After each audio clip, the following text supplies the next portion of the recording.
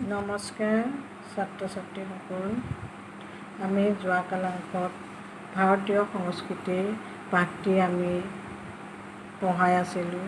গতিকে আজি যোৱা ক্লাছত যিখিনি পাৰিছোঁ তাৰ পিছৰ পৰা আজি আমি আৰম্ভ কৰিম।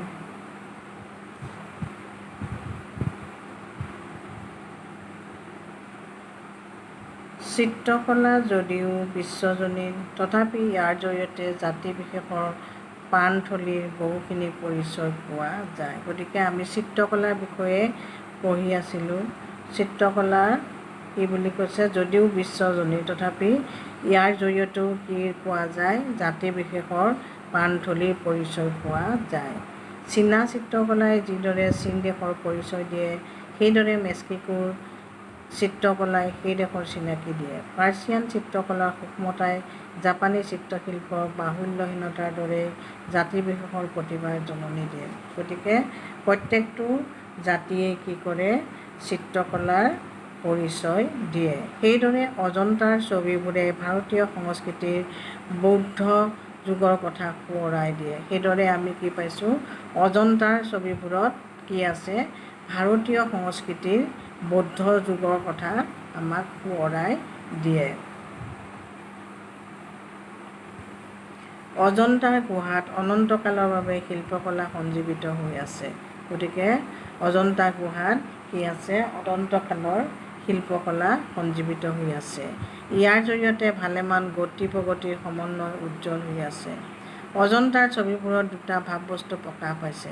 এটা হৈছে সন্ন্যাস জীৱন আৰু আনটো হৈছে সমূহীয়া জীৱন। গতিকে এইখিনিতে এটা প্ৰশ্ন আহে যে অজন্তাৰ ছবিবোৰত প্ৰকাশ পোৱা ভাৱবস্তু দুটা কি কি? এটা হৈছে আমি পাইছোঁ সন্ন্যাস জীৱন আৰু আনটো হৈছে সমূহীয়া জীৱন। দুইবিধ ছবি একেলগে অংকিত হৈছে। গতিকে দুইবিধ ছবিয়ে কি বুলি কৈছে, একেলগে অংকিত হৈছে বুলি কৈছে। দ্বিতীয় পৰ্যায়ৰ ছবিবোৰ হৈছে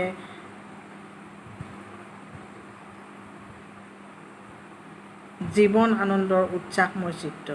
এইবোৰত ফুটি উঠিছে শক্তি, খ্যাতি, প্ৰেম আৰু যৌৱন। গতিকে কি বুলি কৈছে যে দ্বিতীয় পৰ্যায়ৰ ছবিবোৰ, গতিকে দুটা ভাৱ প্ৰকাশ হৈছে, এটা হৈছে সন্ন্যাস, আনটো সমূহীয়া। গতিকে সমূহীয়া জীৱনত কি হৈছে যে জীৱনৰ আনন্দ উচ্ছ্বাসময় চিত্ৰ প্ৰকাশ পাইছে। এইবোৰত কি উঠিছে, শক্তি, খ্যাতি, প্ৰেম আৰু যৌৱন ফুটি উঠিছে। প্ৰথম শাৰীত আছে দয়া, ধ্যান আৰু মৌনতা। গতিকে সন্ন্যাস জীৱনত কি আছে, দয়া আছে, ধ্যান আছে আৰু মৌনতা আছে। ভাৱবস্তুৰ পিনৰ পৰা এই দুইবিধ ছবি একেধৰণৰ নহয়। গতিকে আমি যদি ভাৱবস্তুৰ পিনৰ পৰা চাওঁ তেতিয়াহ'লে দুইবিধ ছবি একেধৰণৰ নহয় বুলি কৈছে। দুইবিধতে দুখন সুকীয়া জগত প্ৰতিফলিত হৈছে। গতিকে দুইখন ছবিতেই কি হৈছে, দুটা সুকীয়া জগত প্ৰতিফলিত হৈছে। তথাপি পৃথক যদিও এই জগত দুখন পৃথকভাৱে অংকিত হোৱা নাই। যদিও পৃথক বুলি কৈছে তথাপি এই দুখন পৃথকভাৱে অংকিত হোৱা নাই বুলি কৈছে। জীৱনৰ অসামঞ্জস্যক একেলগে গ্ৰহণ কৰিব পৰা শক্তিৰ সম্ভেদ এই ছবিবোৰত আছে। প্ৰাক মুছলিম যুগৰ জীৱন প্ৰাচুৰ্যৰ কথাও অজন্তাৰ চিত্ৰসমূহত আছে। গতিকে আমি প্ৰাক মুছলিম যুগৰ কি আছে যে কথাও এই অজন্তাৰ চিত্ৰসমূহত দেখিবলৈ পাওঁ। পুৰুষ, মহিলা, শিশু বিবিধ ভংগীমাত সকলোবোৰ একে ঠাইতে অংকিত হৈছে। গতিকে এই প্ৰাক মুছলিম যুগৰ কি বুলি কৈছে যে অজন্তাৰ ছবিসমূহত পুৰুষ, মহিলা, শিশু বিবিধ ভংগীমাত সকলোবোৰ একে ঠাইতে অংকিত হৈছে। জীৱনৰ প্ৰাচুৰ্যই যেন শিল্পীক মতলীয়া কৰিছে। এই জীৱন প্ৰাচুৰ্য একে ঠাইতে ধৰি ৰাখিবলৈ তেওঁলোক উদ্বাউল হৈছে। ছবিবোৰৰ ভাৱবস্তুৰ অসামঞ্জস্যৰ মাজতো বাস্তৱৰ অখণ্ডতাৰ কথা বিস্মৃত হোৱা নাই। শিল্পজগত আৰু বাস্তৱ জীৱনৰ মাজত এক সুন্দৰ সমন্বয় স্থাপিত হৈছে। ইয়েই অজন্তাৰ চিত্ৰশিল্পৰ গৌৰৱ। গতিকে শিল্পজগতখন আৰু বাস্তৱ জীৱনৰ মাজৰ এক সুন্দৰ সমন্বয় এই অজন্তাৰ ছবিবোৰত প্ৰকাশ পাইছে আৰু ইয়ে কি বুলি কৈছে, অজন্তাৰ চিত্ৰশিল্পৰ গৌৰৱ। গতিকে এইখিনিতে আমি অজন্তা গুহাৰ চিত্ৰশিল্পৰ বিষয়ে আমি পালোঁ। গতিকে প্ৰশ্ন হয় যে অজন্তা গুহাৰ বিষয়ে তোমালোকে লিখা। গতিকে এইখিনি কথাই আমি পাইছোঁ। মোগল সম্ৰাট বাবৰৰ আমোলত চিত্ৰশিল্পৰ নতুন ধাৰা পোনপ্ৰথমে ভাৰতত প্ৰৱেশ কৰে। গতিকে মোগল সম্ৰাট কোন আছিল? বাবৰ আছিল। গতিকে এই বাবৰৰ আমোলত কি হৈছে? পোনপ্ৰথমে ভাৰতবৰ্ষত চিত্ৰশিল্পৰ নতুন ধাৰা প্ৰৱেশ কৰে। এই চিত্ৰশিল্পত মূলতে আছিল প্ৰচুৰ ব্যক্তিবোধ। গতিকে এই চিত্ৰশিল্পত কি আছিল বুলি কৈছিল? ব্যক্তিবোধ প্ৰচুৰ পৰিমাণে থকা দেখিবলৈ পাওঁ। এনে তৰহৰ ব্যক্তিবাদী আৰ্টত জনজীৱন বা সমষ্টি জীৱনৰ কোনো সংবাদ নাছিল। গতিকে ব্যক্তিবাদী আৰ্টত জনজীৱন বা সমষ্টি জীৱনৰ কোনো সংবাদ নাছিল। ইয়াৰ লক্ষ্য আছিল ব্যক্তিৰ জীৱন প্ৰকাশ। ইয়াৰ জন্ম হৈছিল তাইমুৰ খাঁ আৰু চেংগিছ খাঁৰ ৰাজদৰবাৰত। গতিকে ইয়াৰ লক্ষ্য কি আছিল? ব্যক্তিৰ জীৱন প্ৰকাশ কৰাহে। আৰু ইয়াৰ জন্ম হৈছিল তাইমুৰ খাঁ আৰু চেংগিছ খাঁৰ ৰাজদৰবাৰত। গতিকে এই যুগৰ প্ৰকৃতি অনুসৰি এই আৰ্ট ব্যক্তিবাদী আৰু কঠোৰ হ'বলৈ বাধ্য হৈছিল। ইয়াত ভাৱ-প্ৰৱণতা নাই, আছে বিপুল উৎসাহ উদ্দীপনা আৰু প্ৰেৰণা। গতিকে ইয়াত কি বুলি কৈছে? ভাৱ-প্ৰৱণতা নাই, ইয়াত আছে উৎসাহ আৰু উদ্দীপনা আৰু প্ৰেৰণা আছে। এইখিনিতে উদাহৰণস্বৰূপে আমি উৰ্দু ৰোমান্টিক কাব্য সাহিত্যৰ কথা উনুকিয়াব পাৰোঁ। গতিকে আমি উদাহৰণস্বৰূপে কি কৰিব পাৰোঁ? উৰ্দু ৰোমান্টিক কাব্য সাহিত্যৰ কথাই ক'ব পাৰোঁ। বিদ্যাপতিৰ লাখ লাখ যোগ, হিয় হিয় ৰাখনুৰ ইত্যাদিৰ তুলনাত এনে কাব্য সাহিত্যত ভাৱ-প্ৰৱণতাৰ পৰিমাণ তাকৰ।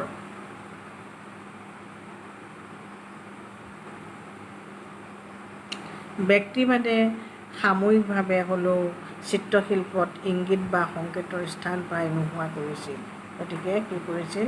ব্যক্তিবাদে সাময়িকভাৱে চিত্ৰশিল্পৰ ইংগিত বা সংকেতৰ স্থান নোহোৱা কৰিছিল। এইবোৰত ফুটি উঠিছিল বুদ্ধিৰ পৰিচয়। গতিকে ব্যক্তিবাদত কি উঠিছিল? বুদ্ধিৰ পৰিচয়হে ফুটি উঠিছিল। বাবৰৰ আমোলত বাহিৰৰ সুস্থ ব্যক্তিবাদী চিত্ৰকলাৰ লগত প্ৰচলিত চিত্ৰধাৰাৰ মিলন ঘটিছিল। এই দুয়োটাৰ সংমিশ্ৰণ এটা নতুন পদ্ধতিৰ উদ্ভৱ হৈছিল। অজন্তাৰ সৰলতাৰ লগত নতুন ভাৰসাম্যৰ সংযোগ হৈছিল। এইফালৰ পৰা চাবলৈ গ'লে অনুভূতিৰ প্ৰসাৰ মোগল আৰু ৰাজপুত আৰ্টৰ প্ৰধান লক্ষণ। গতিকে মোগল আৰু ৰাজপুত আৰ্টৰ প্ৰধান লক্ষণ কি আছিল? অনুভূতিৰ প্ৰসাৰ। এবিধ মূলতে আনন্দাপ্লুত ৰস চঞ্চল, আনবিধ ধীৰ মন্থৰ প্ৰাণ। এইবোৰত স্থবিৰতাৰ মাজতেও হওঁতে লুপ্ত আনন্দধাৰা উজ্জ্বল হৈ আছে। ভাৰতীয় উচ্চাংগ সংগীত দাক্ষিণাত্য ভাস্কৰ্য কলাৰ দৰে গাম্ভীৰ্যপূৰ্ণ আৰু বিচিত্ৰ। গতিকে ভাৰতৰ উচ্চাংগ সংগীত কি বুলি কৈছে? দাক্ষিণাত্য ভাস্কৰ্য কলাৰ দৰে গাম্ভীৰ্য আৰু বিচিত্ৰ বুলি কৈছে। উত্তৰ ভাৰতৰ সংগীতে এটা নতুন বস্তু আমাৰ চকুত পেলায়। গতিকে উত্তৰ ভাৰতৰ সংগীতে কি কৰিছে? যে এটা নতুন বস্তু আমাৰ চকুত পেলাইছে।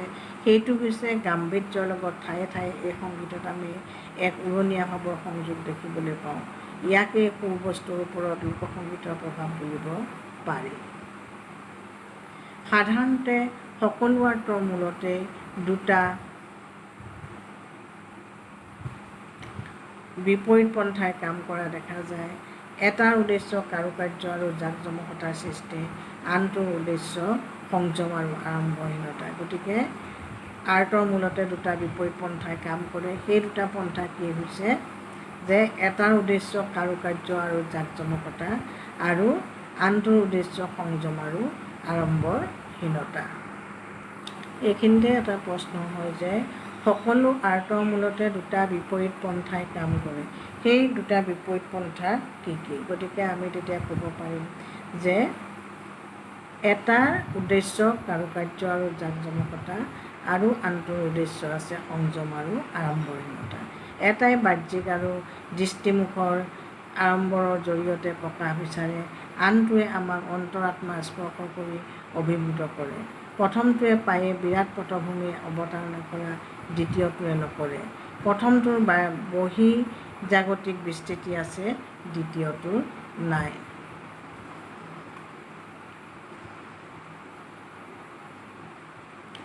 বুৰঞ্জীয়ে কয় মুছলিম আৰু হিন্দুৰ প্ৰথম সংঘৰ্ষ হয় হিন্দুৰ মনত পোনতে বিপ্লৱৰ সৃষ্টি কৰিছিল। গতিকে আমাক বুৰঞ্জীয়ে কি কৈছে বুলি কৈছে, মুছলিম আৰু হিন্দুৰ প্ৰথম সংঘৰ্ষই হিন্দুৰ মনত পোনতে বিপ্লৱৰ সৃষ্টি কৰিছিল। অৱশেষত বিপ্লৱৰ পতনে তেওঁলোকৰ মনত নৈৰাশ্যৰ জন্ম দিছিল। এই নৈৰাশ্যৰ কৰ্মাত জীৱনৰ গতি প্ৰতি উদাসীনতাৰ সৃষ্টি কৰিছিল। এইকাৰণেই স্বাভাৱিকতে হিন্দুৰ মনে বাস্তৱ জগতৰ কথা পাহৰি আত্মাৰ জগতলৈ গমন কৰিছিল। গতিকে এনে পটভূমিত আধ্যাত্মিকতাৰ সমাদৰ বাঢ়িছিল। ইয়াৰ পৰিণতি ইমান সংকীৰ্ণ স্তৰলৈ অধোগামী হৈছিল যে আনকি হিন্দুৰ অভিযান, ৰাজ্য বিস্তাৰ, যুদ্ধ জয় ইত্যাদি কাহিনীও সাধুকথালৈ ৰূপান্তৰিত হৈছিল। ইয়াতকৈ সৰহ গুৰুত্ব এইবোৰ দিয়া হোৱা নাছিল। বৰ্তমানৰ হতাশা আৰু পৰাজয়ৰ কাহিনী ঢাকি ৰাখিবলৈ ভৱিষ্যতৰ অনাগত স্বপ্নৰাজ্য গঢ়া হৈছিল। এনেদৰে অতীন্দ্ৰিয়বাদ আৰু আধ্যাত্মিকতাৰ মহজালে বাস্তৱ জীৱনৰ হৰাজিকাৰ কথা তল পেলাইছিল। আধ্যাত্মিকতাবাদে আনহাতে প্ৰাক মুছলিম যুগৰ হিন্দু সমাজৰ ওপৰত এটা সুকীয়া প্ৰভাৱ বিস্তাৰ কৰিছিল। পৰম পুৰুষৰ ধ্যানে মানুহক সামাজিক অসামঞ্জস্যৰ কথাৰ পৰা আঁতৰাই ৰাখিছিল। পদদলিত সৰ্বসাধাৰণে অদৃষ্টৰ ওপৰত আস্থা ৰাখি জীৱনৰ সকলো গ্লানি স্বীকাৰ কৰি লৈছিল। এনেদৰে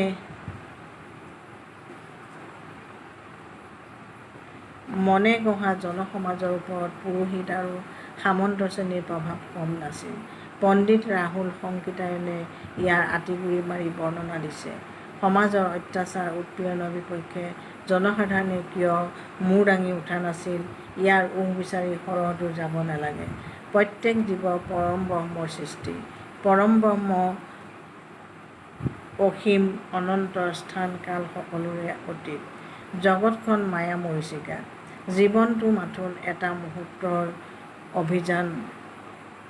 এই অভিযান শেষ হ'লে মায়াৰ শেষ হ'ব ইত্যাদি এনেধৰণৰ চিন্তাধাৰাই বৈপ্লৱিক শক্তি নিস্তেজ কৰিবলৈ জীৱনৰ ওপৰত যাৰ আস্থা নাই, বিপ্লৱৰ ওপৰতো তাৰ আস্থা নাই।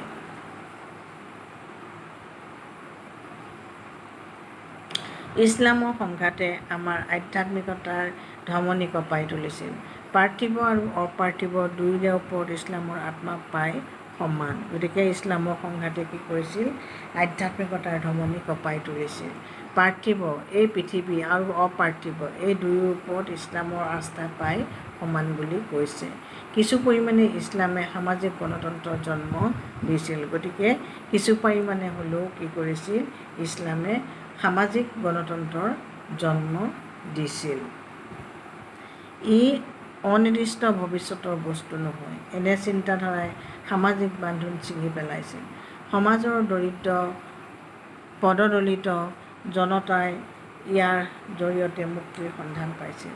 সামাজিক জীৱনত ব্যক্তিৰ মুক্তিবাণীয়ে ইছলাম প্ৰচাৰ দ্ৰুত কৰি তুলিছিল। ভাৰত ভূমিত ইছলামৰ খৰতকীয়া প্ৰচাৰৰ ইও এটা কাৰণ।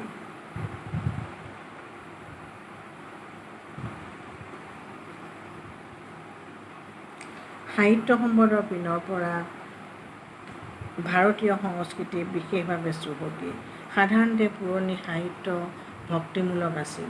ই আধ্যাত্মিক চিন্তাধাৰাৰ পিনৰ পৰা সমৃদ্ধিশালী। গতিকে সাহিত্য সম্পদৰ পিনৰ পৰা ভাৰতৰ সংস্কৃতি কি বুলি কৈছে, বিশেষভাৱে চহকী আছিল বুলি কৈছিল। সাধাৰণতে কি কৰিছিল, পুৰণি সাহিত্য ভক্তিমূলক আছিল। ই আধ্যাত্মিক চিন্তাধাৰাৰ পিনৰ পৰা সমৃদ্ধিশালী আছিল। ইও সমাজৰ বিশেষ এটা স্তৰৰ কথা কয়। পাঠান আৰু মোগল সাম্ৰাজ্যৰ অধীনত বংগদেশীয় কাব্য সাহিত্যই যথেষ্ট উৎকৰ্ষ লাভ কৰিছিল। সেয়ে মহাৰাষ্ট্ৰৰ ভক্তিমূলক কাব্য সাহিত্যৰো সৌৰভ বিশ্বজনীন। কবিৰ আৰু সেই সময়ৰ বৈষ্ণৱ সাহিত্যকৰ্মৰ দৃষ্টিৰ সমকক্ষ সাহিত্য আজিও বিৰল। তুলসীদাসৰ ৰামায়ণ, শংকৰদেৱৰ কীৰ্তন, মাধৱদেৱৰ নামঘোষা ইত্যাদি জাতিৰ আপুৰুগীয়া সম্পদ।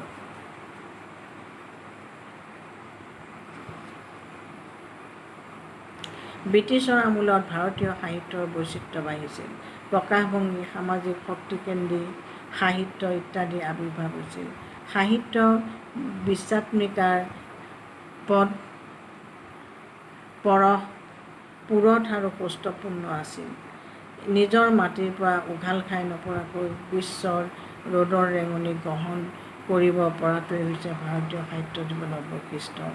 আৰ্টসমূহৰ ভিতৰত ভাস্কৰ্য কলাই হৈছে সমাজৰ সৌন্দৰ্যবোধৰ ওপৰত বেছি নিৰ্ভৰশীল।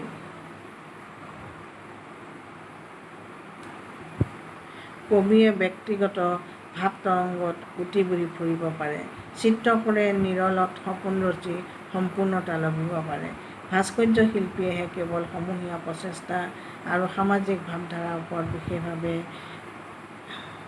নিৰ্ভৰ কৰিব লাগে। বহুতৰ সংযোগতহে ভাস্কৰ্য চলা গঢ়ি উঠা সম্ভৱ। গতিকে প্ৰত্যেকজন সহযোগীৰ কম বেছি পৰিমাণে শিল্পবোধ থকা উচিত। ইউৰোপৰ গথিক গীৰ্জাসমূহ, দাক্ষিণাত্যৰ শিলৰ মন্দিৰতো চাৰাচেনসকলৰ মছজিদবোৰ, এই সকলোখিনি এক সংবদ্ধ শান্তিপূৰ্ণ সমাজৰ দান। শিল্প সৃষ্টিৰ ক্ষেত্ৰত সমাজ জীৱনৰ দায়িত্ব কম নহয়। ইয়াৰ লগতে সামাজিক পৰিৱেশৰ দায়িত্বও আছে। নতুন যুগৰ ভাৰতীয় সংস্কৃতি সমন্বয় বস্তু হ'ব লাগে বুলি গান্ধীজীয়ে মত প্ৰকাশ কৰিছে। গতিকে নতুন যুগৰ ভাৰতীয় সংস্কৃতি সমন্বয় বস্তু হ'ব লাগে বুলি কি কৰিছে গান্ধীজীয়ে কৈছিলে। লগে লগে অতীতৰ যিখিনি সৎ আৰু সত্য বুলি সম্যক দৃষ্টিকোণৰ পৰা স্বীকৃত হৈছে, তাৰে বৰ্তমানৰ সংস্কৃতিৰ ভেটি বান্ধিবলৈ চেষ্টা কৰাটো উচিত হ'ব। ইয়াকে কাৰ্যত পৰিণত কৰিবলৈ হ'লে ভাস্কৰ্য কলাৰ দৰে নতুন সংস্কৃতি যে সমূহীয়া জীৱনৰ সম্পদ হ'ব লাগিব, সেই বিষয়ে অকণো সন্দেহ নাই। ই হ'ব সমন্বয় বস্তু, জনসাধাৰণৰ বাচকবনীয়া সম্পত্তি, স্থান আৰু কালজয়ী শিল্প প্ৰচেষ্টাৰ জিউলাও। ছাত্ৰ-ছাত্ৰীসকল, ভাৰতীয় সংস্কৃতিৰ পাঠটো আজি সমাপ্তি হৈছে। গতিকে আজিলৈ কালাংশ ইমানতে সামৰিছোঁ। নমস্কাৰ।